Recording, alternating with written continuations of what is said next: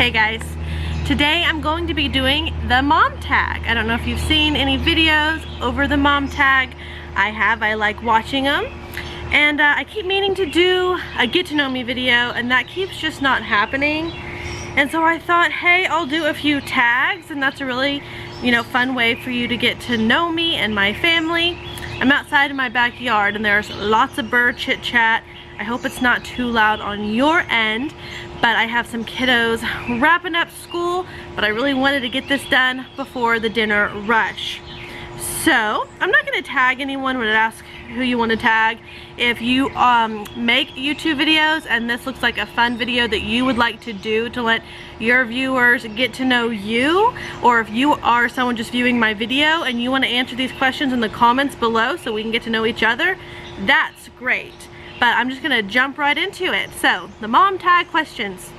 Number 1, favorite mom hack.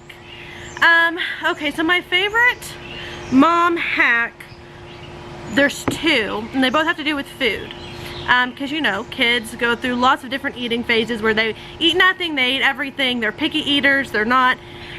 So there's 2 things I like to do to help those phases while they're learning to like new foods. And one is get them in the kitchen with me and have them cook. I find that if I allow them to add all those strange ingredients, they're more likely to at least want to try it and give it a good chance, not just gag it back out. So I like to do that. My other mom hack that has to do with food is to use a food processor, and I will grind up so many veggies and stick them in things like meatloafs or chilies. You can even do taco meat, hamburger meat that you're gonna incorporate into other things. And if you put them in a food processor and blend them up enough, they turn into nothing basically, and then your kids don't realize they're eating a whole bunch of zucchini and squash. Sometimes I'll just do mixed veggies. It could be carrots and green beans and peas, and they don't even notice, and they're getting all those veggies. So those are my 2 favorite mom hacks.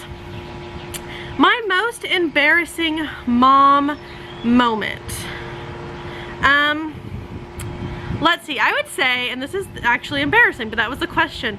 My most embarrassing mom moment happened when I only had 2 kids and I was extremely, like 8 months pregnant with Liam, my 3rd.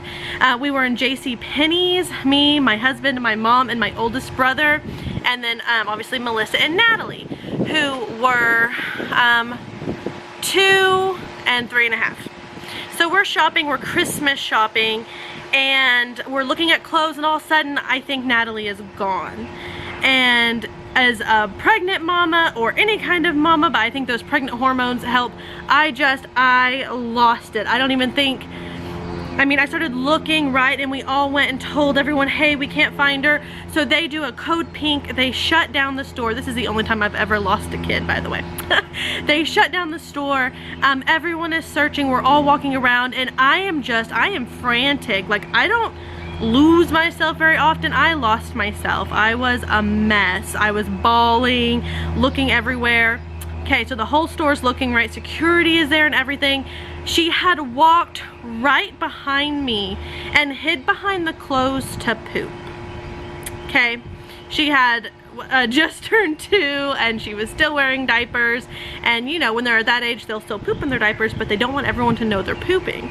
So anyway, she had went right behind me. So once I quit looking, I was looking through all the racks of clothes like kind of in front of me, because so often kids like to hide in racks of clothes when you're shopping, and I had found her and she was right behind me, and I picked her up, carried her, and actually ran into someone I knew on the way out, and she tried to talk to me, and I'm just crying, and I kind of wave her off, and I just take Natalie to the car, and I cried for like a good 30 minutes.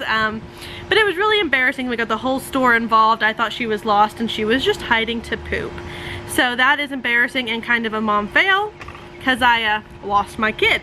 So sorry guys, someone started using a power tool.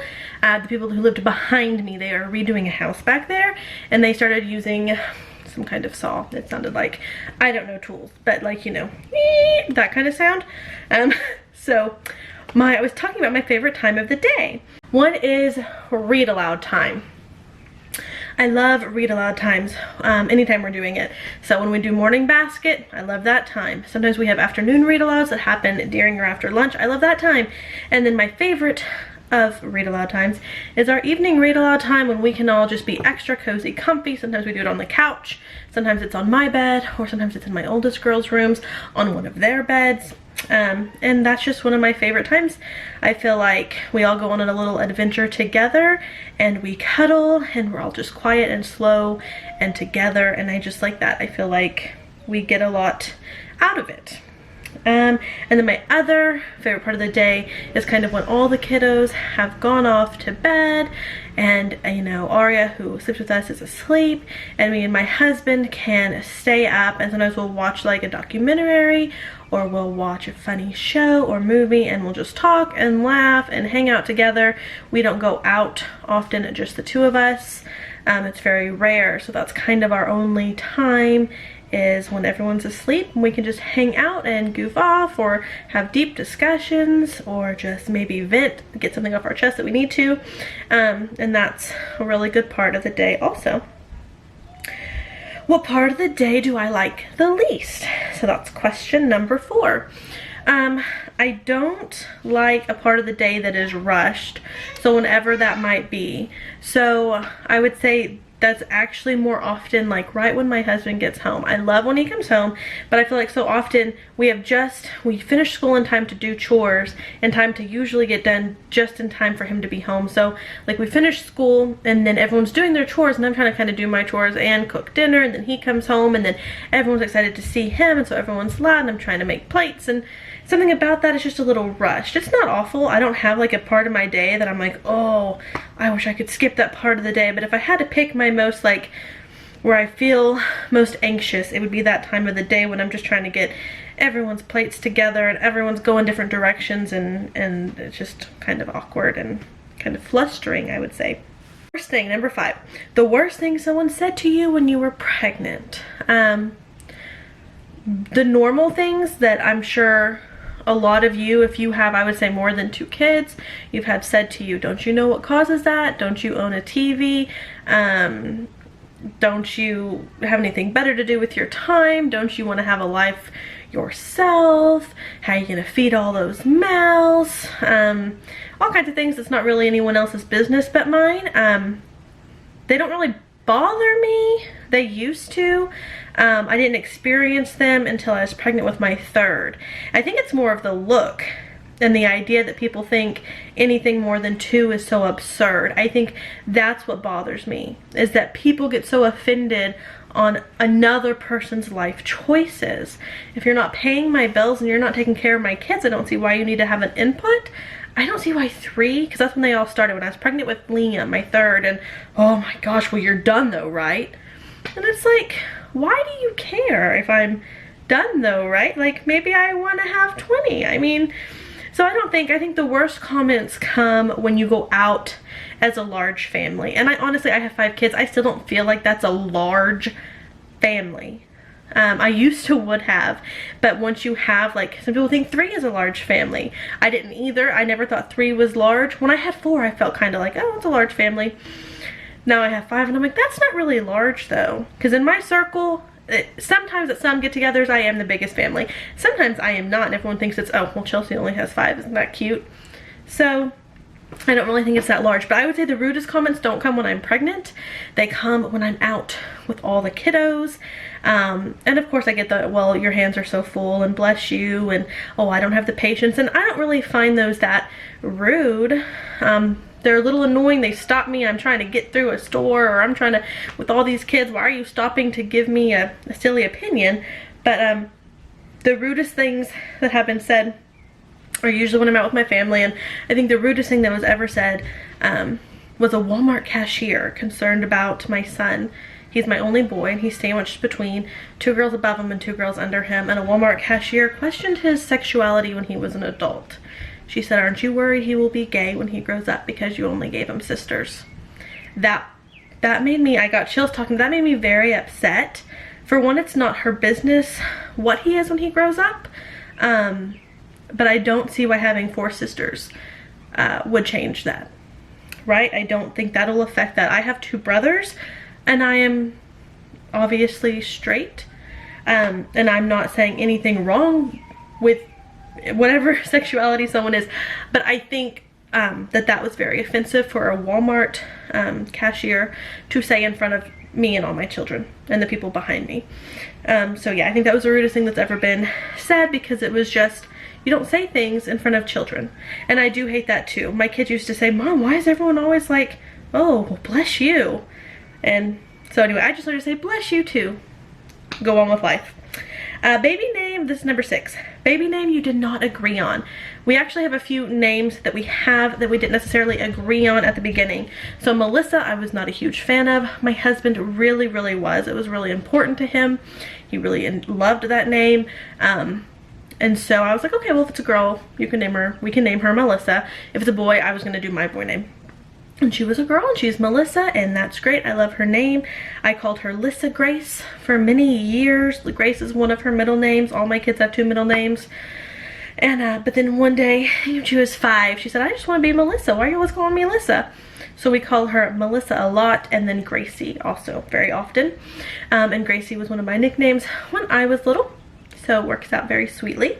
Liam and Aria, my husband was not super fans on till he saw a Liam Neeson movie, and he was like, hey, Liam's not too bad. And then with Aria, we were out to dinner for our anniversary, and I said, what's your favorite name in the world? And he was like, well, you know, I don't really know. What's yours? And I said, Aria. And he was like, well, if it's your favorite name in the world, then that is fine. I don't dislike it enough to not give you your favorite name in the world.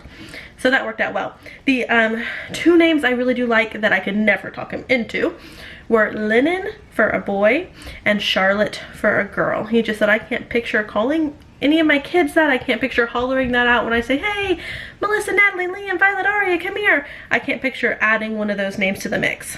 So those are 2 names that we did not agree on. I can't think of any he had that I really didn't like at the moment. I'm sure there was some. He wanted Alex for a boy once, and I wasn't too keen on it. Now I think it's cute, so things change, but okay. Did you co-sleep? Yes, with every single one of them. That's another thing you have to get thick skin on besides going out with a large family. If you are gonna co-sleep, you better get some thick skin, because boy, do people have opinions on that. So yeah, we have co-slept with all of our children. Aria still sleeps with us. She'll be 4 in July. So she's almost 4, and I'm hoping that before too long, she will travel off to sleep with one of her big sisters. That's usually how we do it. You sleep with the bigger one for a while, and you just kind of transition to your own after that.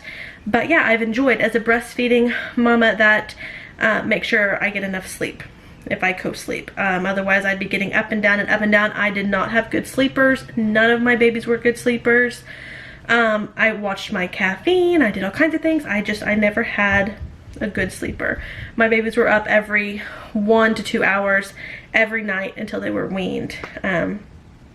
So yeah, I'm not breastfeeding anyone right now. Aria breastfed till she was 3, and that was my oldest. All my other ones were 2, and then 18 months and 15 months. But anyway, that wasn't the question, but there you go. I do co-sleep. It helps me with my breastfeeding and sleeping. Something you bought but never used. I can't really think. I know I bought a crib with Melissa, and then I never used it as a crib. She did not nap in it. She did not sleep in it. We used it more of a playpen. And so she used that, and I kept it around for Natalie, even though I wouldn't use it. I love baby bedding. So I kept it and bought the baby bedding, and then I would just, you know, let her lay in it and play, look at her little baby mirror, but I never used it as a crib. And then after Natalie, I chunked it, because when we had Liam, we lived in a 2-bedroom house with 3 kids. There wasn't room for something that you did not use properly. But I can't think of anything I've bought for a baby and just totally 100% didn't use. I can't think of anything. So just the crib was not used properly. 3 hospital bag must-haves.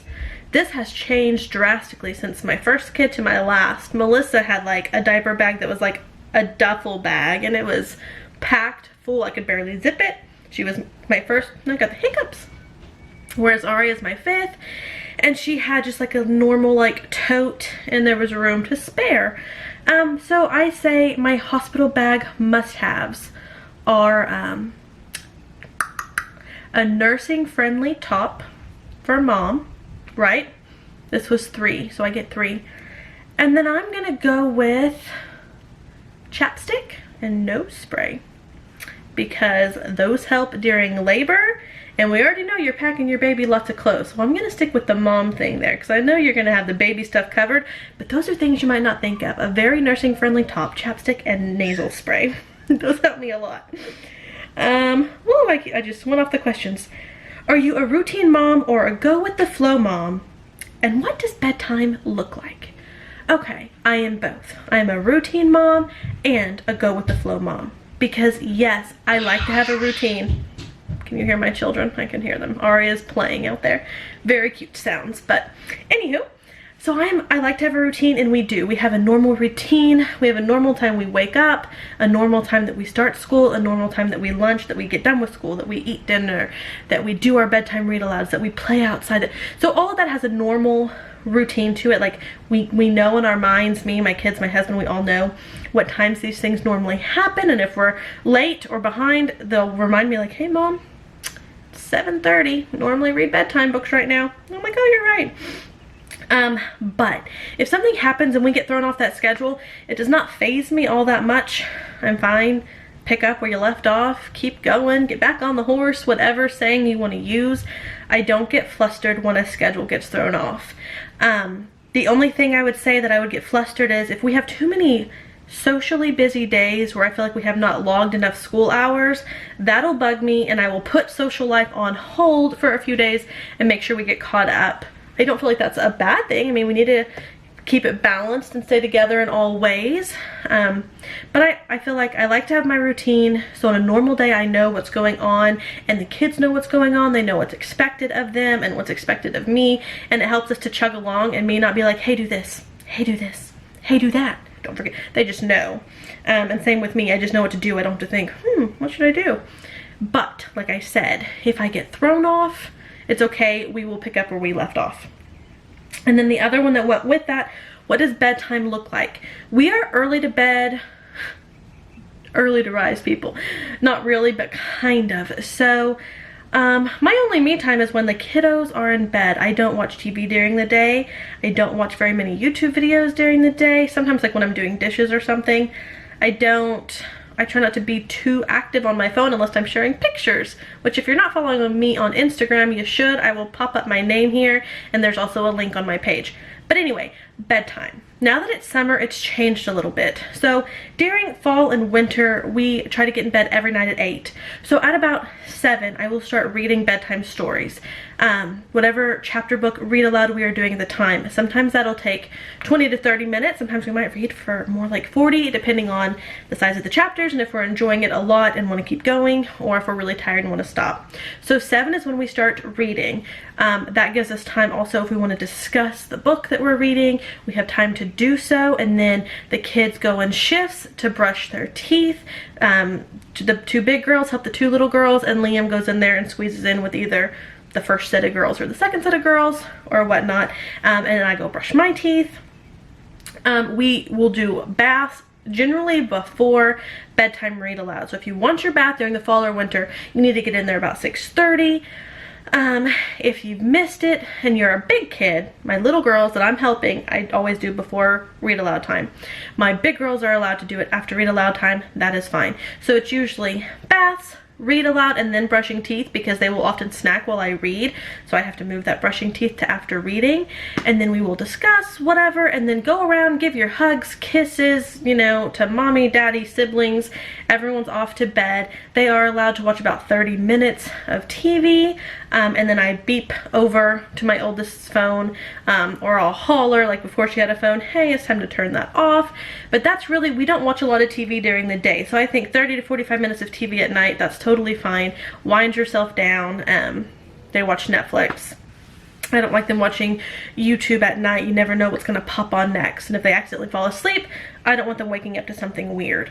So anyway, and yeah, after I tell them goodnight, that's my time. I'll go then take my shower, my husband takes his, and me and him will like watch a show and chit chat and all that stuff. Now during the summer we stay up a little bit later, so we haven't been starting our read aloud till about 8, and then it's the same kind of thing. Try to do your bath before. My big ones can do it after. We brush our teeth after read aloud time. We're in bed about 9. So same thing, you just move it down an hour. Let's see. What type of labor did you have and what pain relief did you choose? I had the same labor more or less each time, except some were induced and some were not. And I don't do any pain relief. I have breathing techniques I use and different movements that I use and different positions that I use.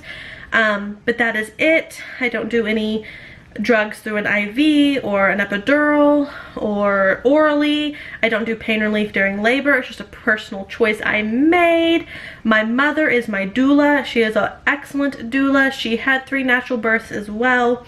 And I had a midwife, the same midwife, love her very much, through each one. I was induced with Natalie, Liam, and Violet. So only my first and my last babies were not induced.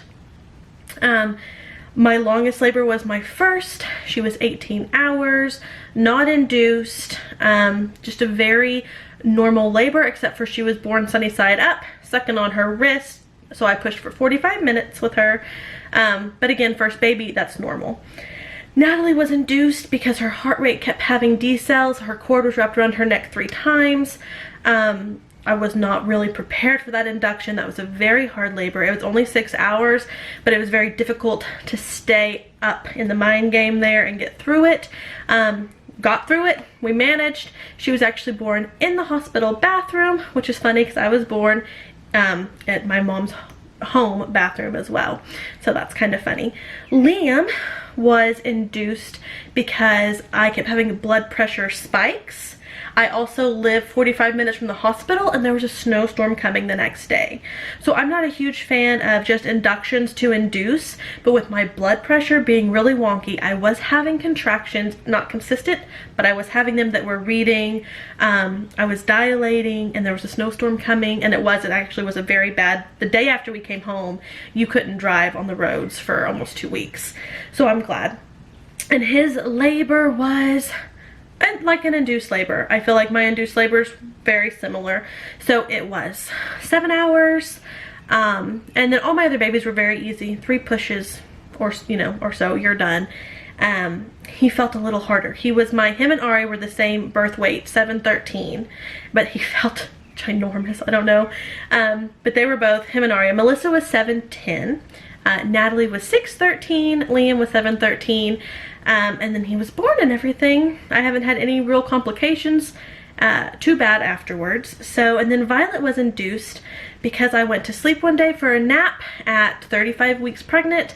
I woke up incredibly swollen, very confused, very hot, just my face was huge, it was just all weird. And I was taking my blood pressure at home anyway, because after Liam's, the spikes at the end, they wanted to keep track. I had been okay during Violet's pregnancy, but that day when I took it, it was 210 over 100. So needless to say, I called and told my midwife. She said, get in here right now. We drove that 45 minutes. We had really big second thoughts on that, of almost going to my town's hospital. My town's hospital does not have a great track record, so I was not comfortable doing that. So we just drove very fast to the hospital where I have my babies, and I was put on medication for blood pressure and leg pumps, and that's where the chapstick and nose spray comes in for what I would pack. The magnesium they put me on, I was on magnesium and I was on blood pressure medication. I don't recall the name, as well as the leg pump. So I wasn't allowed to get out of the bed, and I walk during labor and I bounce on balls and I switch positions, and this was very hard. I was induced, obviously, because I was not in labor, and I wasn't dilated either when I got there to be induced. But so I wasn't allowed to get out of bed, and then the blood pressure caused me to have an incredible headache to where I was vomiting. And I tried to take a pain pill for my headache, just like I asked for a big Tylenol. I don't like Loratab or anything, but I couldn't stomach it. I couldn't keep it down. And then I couldn't breathe through my nose. Just my sinuses stuffed up, and I'm not sure what caused that. If it was the medication or the magnesium or what. So I couldn't really do my breathing techniques or get up and walk. And I couldn't open my eyes, so I couldn't do any visualization for anything. And it was very, very, very scary and very hard. I had some convulsions on the table. It was very scary.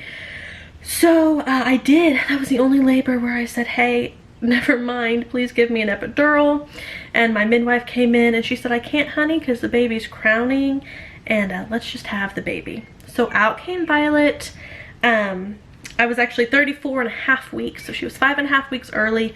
She was 5 pounds, 10 ounces. She was itsy bitsy, but she was perfectly fine. She had no issues. She was breathing fine.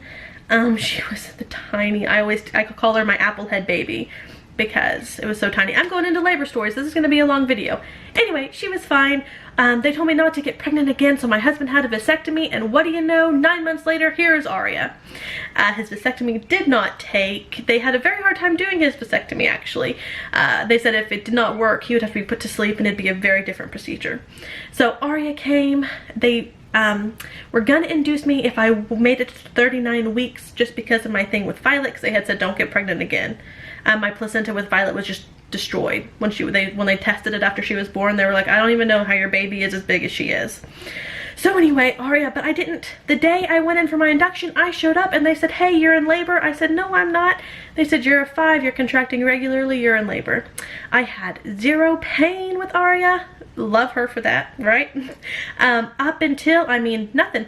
My water broke, my membranes were swept, all that, no pain.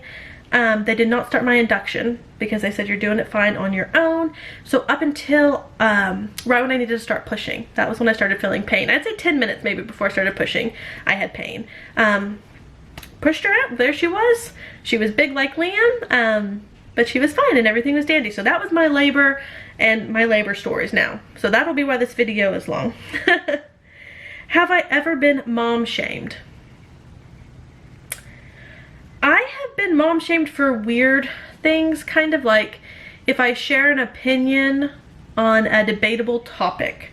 Don't really want to get into all the, but you know, if you're a mom, you know all the debatable topics. Even co-sleeping could be one. I feel like when I share opinions, like I'll share little memes and whatnot on Facebook, people will turn that around and then call it judgy, where I don't at all mean it to be judgy. I'm just sharing opinions. So I feel like that's why I've been mom shamed. And then for having so many kids. So again, the thing of, I don't feel like 5 kids is a lot. A lot of people do. And they feel the need to mom shame you for that. But that's really all I can think of, is if I try to share an opinion, people don't like that necessarily. And then because I have a bunch of kids. So that's my mom shame, and not too bad there. Thick skin. You gotta have thick skin. I think just to be a mom in general, you need to have thick skin. The biggest challenges that you have faced since becoming a mom. Learning to function without enough sleep. Because I have, you know, I've had 2 times where I got pregnant when I had a 9-month-old, and I'm nursing, and it's just, whew, that's hard. So that, and then learning to teach, because I homeschool, learning to teach how my children best learn.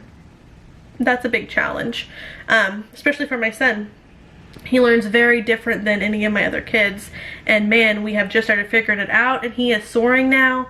But that's a struggle. And if you homeschool, or even if your kid's in public school and you have to help them with their homework, you understand that if you don't understand how they need help, that makes you feel awful and makes them feel awful. It's just confusing. And I tell you what, once I kind of let that go, gave that to God, and just kind of let Liam show me the way, that has helped a lot. So my 2 biggest struggles, learning how to function with little sleep and teaching how my children need to be taught. And I'm still working on that. I still have 2 kids who, well, one who hasn't started school at all.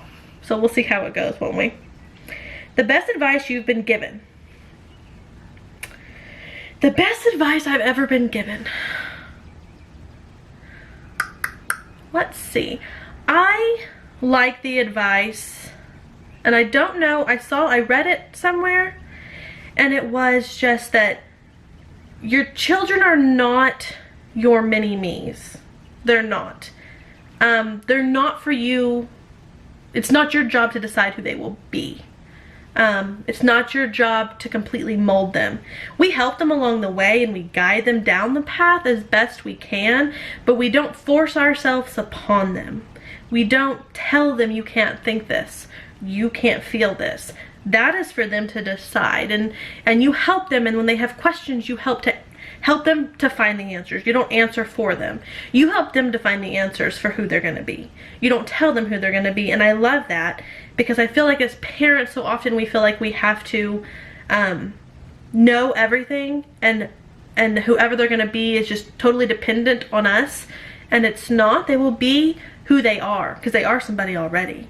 So we help to guide them, but it's God and them who's going to eventually perfect that mold. It's not us, because they have been given to us from God and they're His children. So you help them in their relationship with them and their road down life, but you don't tell them who they are. You let them find that out and help them along the way. I don't want to talk too much because this video is getting long. I hope that made sense. And the best advice you would give to a new mom.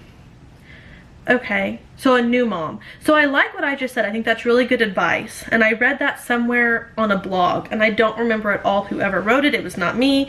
And then also, let's see, Sarah McKenzie, Teaching from Rest. She kind of talks about how they are, you know, God's kids, and it's not our job to turn them into somebody. They are somebody. She kind of goes on that too. So her, and then some blog post talks about more of holding their hand and helping them find out who they are, but not forcing them to be somebody that they're not. But the best advice I would give to a new mom is breathe. It's gonna be okay. You're gonna figure it out. They're gonna grow. You're gonna get to sleep, right? And to remember to make sure that you do sleep. Sleep, eat, drink your water, ask for help if you need it, and do not be ashamed to need that help. I think that's a thing that moms have, like, oh my gosh, I need help. Sometimes sometimes we just do. We need emotional help, or we need physical help, we need mental help. Sometimes we just need help. Don't be afraid at all to ask for that help. You have to make sure you're taken care of so you can take care of your babies, right? Like that thing, if your cup is not full, you can't pour into anyone else's. Try to keep your cup full, and don't be ashamed to ask for help in the filling of the cup. Okay, it's not shameful. Last thing, who is your mom crush and who do you tag?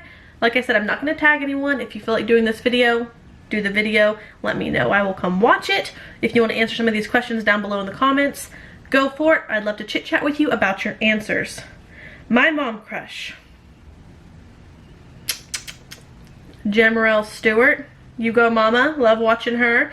She just makes me feel like I can do all the things, right? And I like Sarah from Our Tribe of Many. Love watching her family. Oh, her babies are so stinking cute. And she just always is kind of like Jemerelle. She's just always doing the things and doesn't ever seem flustered. And I'm like, wow, y'all rock. So I like both those ladies. Love watching them. If you haven't ever watched either of their channels, you're crazy. Go watch them. They will make you feel truly inspired and uplifted. But that is it. That was all the mama questions. I hope you guys enjoyed the video. I think it's a good start in the get to know me, since I haven't been able to sit down and film that. I don't know why. It just hasn't happened. But here I am sitting in my son's room to make sure that this gets filmed.